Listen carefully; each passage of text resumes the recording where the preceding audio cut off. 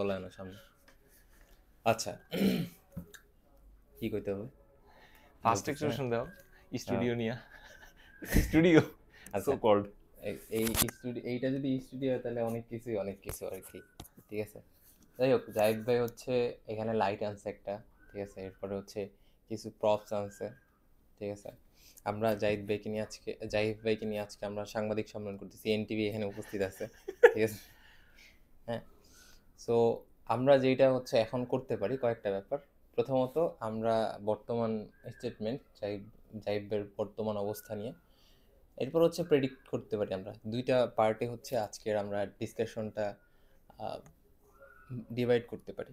প্রথমত বর্তমান স্টেটমেন্ট আমরা যদি দেখি, তো আসলে সেইখান থেকে আমরা যেটা প্রেডিক্ট করব, আমরা আশা করব যে এখান থেকে জাহিদ ভাই অনেক বেশি আহ, উন্নত করবে। ঠিক আছে, তো কোনো সম্ভাবনাই নাই। তো বর্তমান স্টেটমেন্ট আমরা যদি দেখি, যেটাকে আমরা এখন স্টুডিও হিসাবে এখন আছি এখানে ওভারঅল। ঠিক আছে, নেন ভাই একটু জ্ঞান নেন। তো যেই জায়গায় আমরা আছি, ঠিক আছে, এইটা হচ্ছে একটা সিটি কর্পোরেশনের ময়লা ফেলার স্থান আর কি। এখানে সব ভ্যানগুলো এসে ময়লা স্তূপ করে। আমরা জানি যে প্রত্যেকটা বিপ্লব আসলে একটা ছোট্ট জাগরণ থেকেই সূচনা হয়।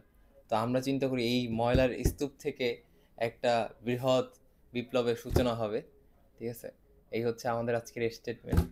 এখানেই সমাপ্ত ঘোষণা করি। ভাই, আপনার কিছু বলার আছে?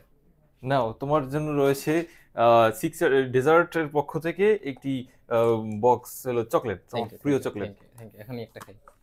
অলরেডি দুইটা খাইছে। থাক, তাহলে আরেকটা পরে খাবো না। হ্যাঁ, চলেন চলেন, প্রিয় এখন চকলেট। সাইম ভাই কান্না করতেছে।